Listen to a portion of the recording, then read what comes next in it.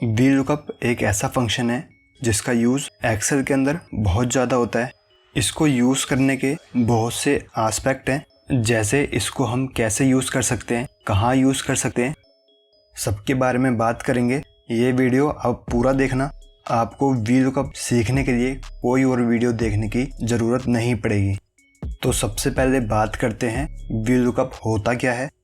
VLOOKUP function एक ऐसा function है जो हमको हेल्प करता है एक वर्टिकल टेबल के अंदर से हमारे पर्टिकुलर डाटा को सर्च करने में।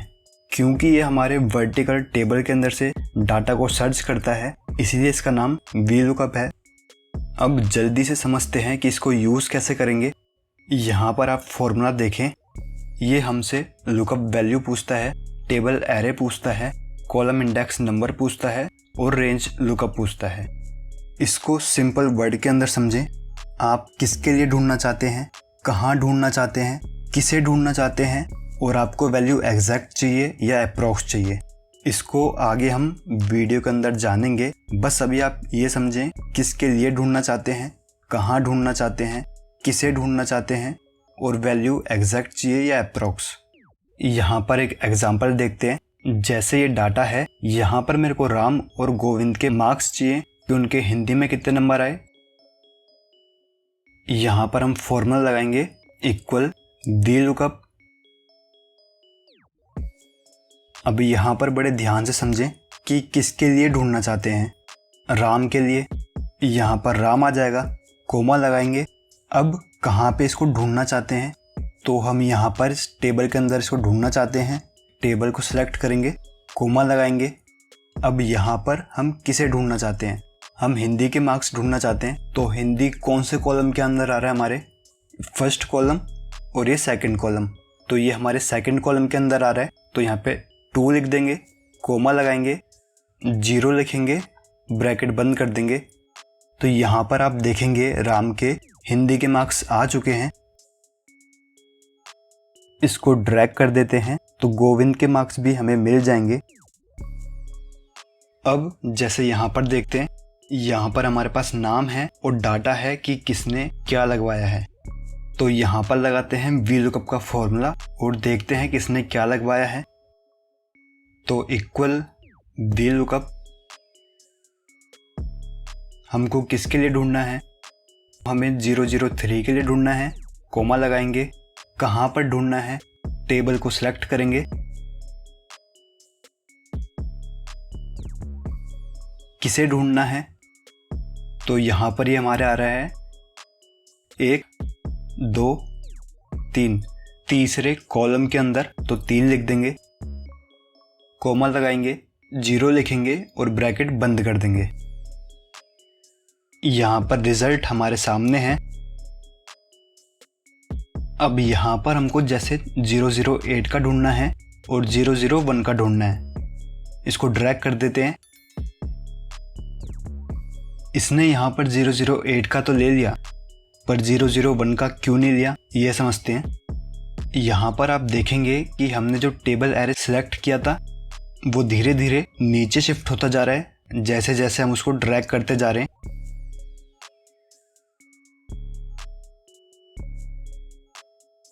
इसको ठीक करने के लिए हम इस टेबल एरो को फिक्स कर देंगे।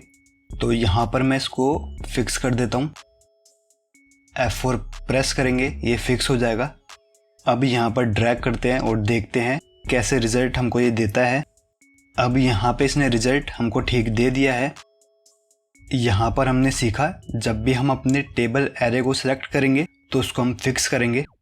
कई बार एक गलती और हो जाती है, जैसे यहाँ पर कोड है हमारे पास, तो यहाँ पर लिखते वक्त एक स्पेस ज़्यादा आ गया तो भी यहाँ पर वो सर्च नहीं करेगा।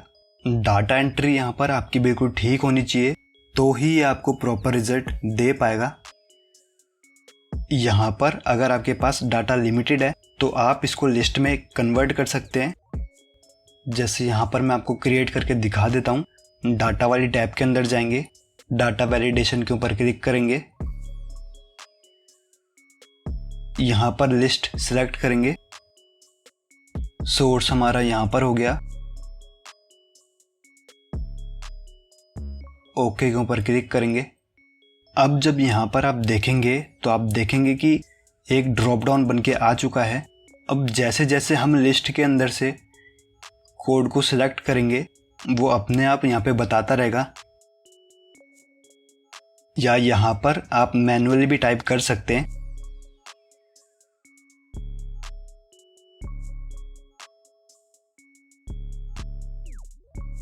आई होप यहाँ तक आपको समझ में आ गया है। अब यहाँ पर हम जानते हैं कि कैसे दूसरी शीट के अंदर से या दूसरी वर्कबुक के अंदर से डाटा को कैसे सेलेक्ट करेंगे। तो कुछ भी नहीं करना है, जहाँ भी आपकी टेबल हो वहाँ से उसको सेलेक्ट करेंगे, उसको फिक्स कर देंगे। जैसे फॉर्मूला आपने समझा वैसे इसका यूज़ होगा, और कुछ भी नहीं करना।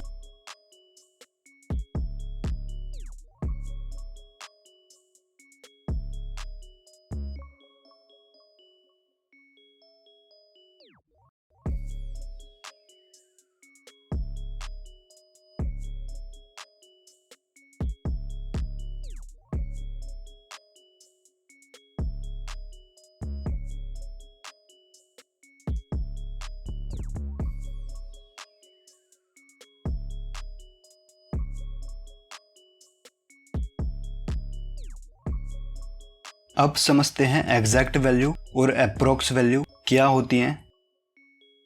यहाँ तक जो भी आपने समझा वो एग्जैक्ट वैल्यू थी। जैसे हमको राम के मार्क्स चाहिए थे तो वो 55 एग्जैक्ट वैल्यू थी। गोविंद के मार्क्स चाहिए थे 76, वो भी एग्जैक्ट वैल्यू थी। वैसे ही यहाँ पर जो भी हम कोड यहाँ पे डाल रहे हैं उसकी एग्जैक्ट वैल्यू ये हमें दे रहा है। अब जैसे इस वाली टेबल के अंदर देखेंगे, यहाँ पर जैसे हमको 2500 के लिए वैल्यू चाहिए, तो यहाँ पर आप देखेंगे कि 2500 हमारे पास है ही नहीं है टेबल के अंदर। तो यहाँ पर इसके लिए हम यूज़ करते हैं अप्रोक्स वैल्यू का। तो यहाँ पर इसको भी समझते हैं। फॉर्मूला लगाते हैं इक्वल VLOOKUP। अब हमें चाहिए 2500 की, तो 2500 कोमा टेबल एरे, टेबल को सिलेक्ट करते हैं, टेबल को फिक्स करेंगे, कोमा कमीशन हमारे है सेकंड कॉलम के अंदर 2 लिखेंगे, कोमा लगाएंगे। अब अप्रोक्स वैल्यू के लिए हम यूज़ करेंगे 1, इसको क्लोज करेंगे और रिजल्ट जो है हमारे सामने आ चुका है। हमें एग्जैक्ट वैल्यू चाहिए तो 0 का यूज़ करेंगे, वहीं अगर अप्रोक्स वैल्यू चाहिए तो 1 का यूज़ करेंगे।